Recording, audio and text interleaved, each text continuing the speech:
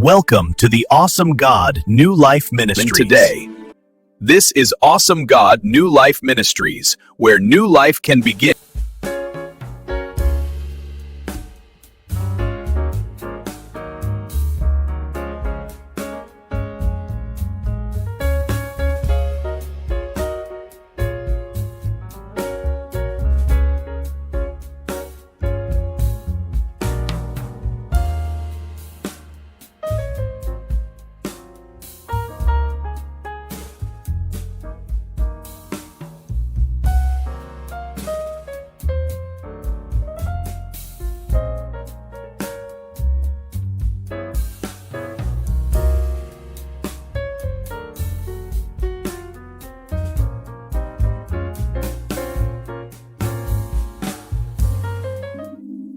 This is Awesome God New Life Ministries, where new life can begin.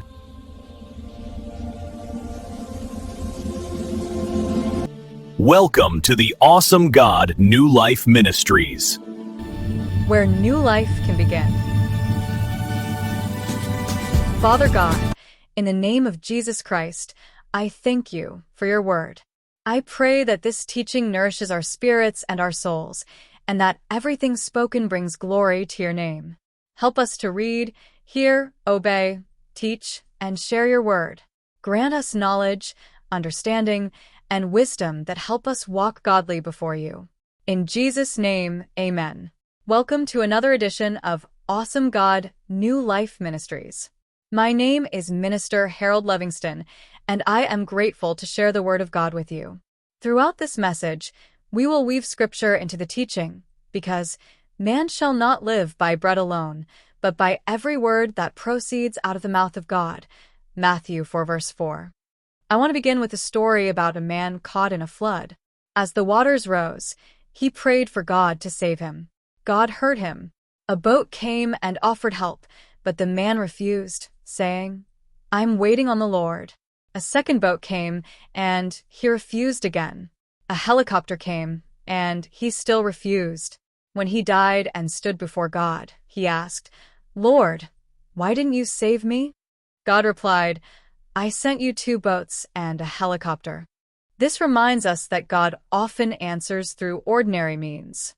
Scripture says, "My sheep hear my voice," John 10 verse 27. But sometimes his voice comes through people, opportunities, warnings, and moments we overlook. We must not reject God's help because it doesn't look supernatural. We often assume that whatever feels good must be godly, and whatever hurts must be from the devil. But Hebrews 12 verse 11 teaches us that no discipline seems pleasant at the time, but painful. Later on, however, it produces a harvest of righteousness. A doctor giving a shot is not hurting us. The needle hurts, but the doctor is helping. In the same way, God sometimes allows discomfort to shape us. Parents understand this. They teach responsibility piece by piece, correcting their children in love. Scripture says, "Whom the Lord loves, he disciplines." Hebrews 12 verse 6. But arrogance wounds. When parents or adults speak arrogantly, they hurt those they are supposed to guide.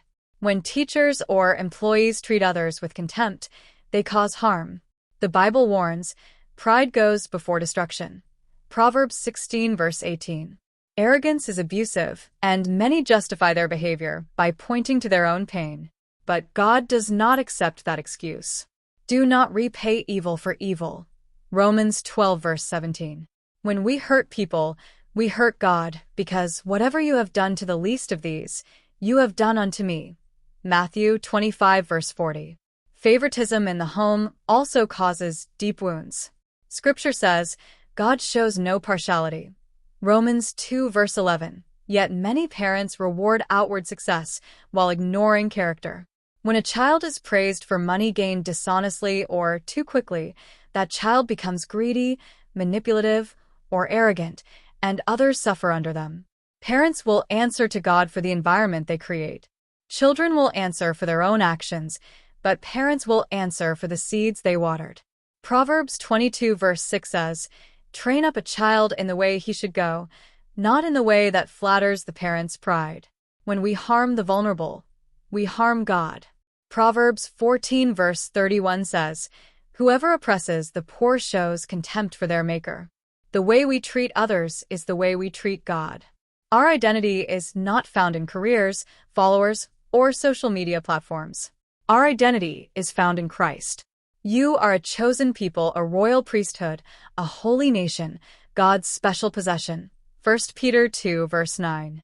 When we give our hearts to Jesus, He calls us His own.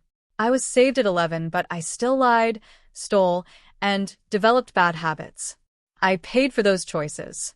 I was influenced by older and younger people, but Scripture says, "Let no one despise your youth, but be an example to the believers in word, in conduct, in love, in faith, in purity." 1 Timothy 4 verse 12. I needed guidance. I needed to examine the fruit of people's behavior. Jesus said, "You will know them by their fruits." Matthew 7 verse 16. My choices eventually led me to psychiatric hospitals. I had time to reflect on my actions as a Christian. I remembered lifting my hands in worship as a child, wanting to be brave, while the enemy whispered lies to silence me. But Scripture says, God has not given us a spirit of fear. 2 Timothy 1 verse 7. Later, in another hospital stay, I forged letters and made up stories, convincing myself they were true. Deep inside, I felt guilty because I realized I could have caused real harm. God was watching. Nothing in all creation is hidden from God's sight. Hebrews 4 verse 13.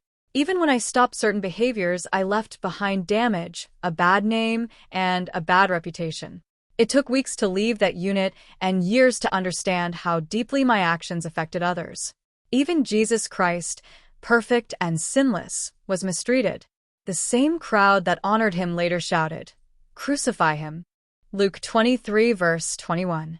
If Christ suffered without sinning, then we must not use our suffering as an excuse to sin against others. When we have things in our lives that need to be cleaned out, the first step is to identify them. Psalm 139 verse 23 says, "Search me, O God, and know my heart." We must bring our issues before the Lord and ask Him to help us remove them. Then we must obey His instructions. Repentance requires action. Zacchaeus understood this.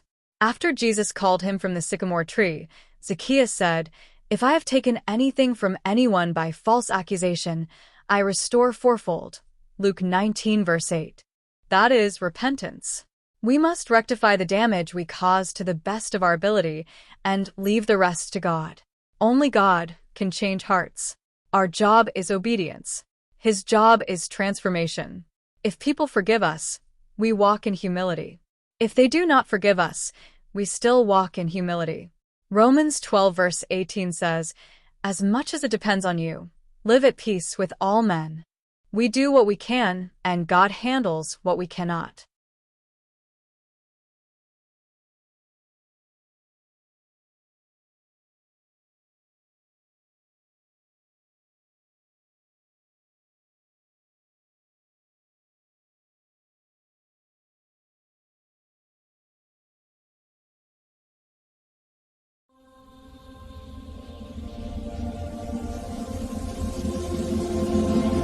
Welcome to the Awesome God New Life Ministries, Where new life can begin.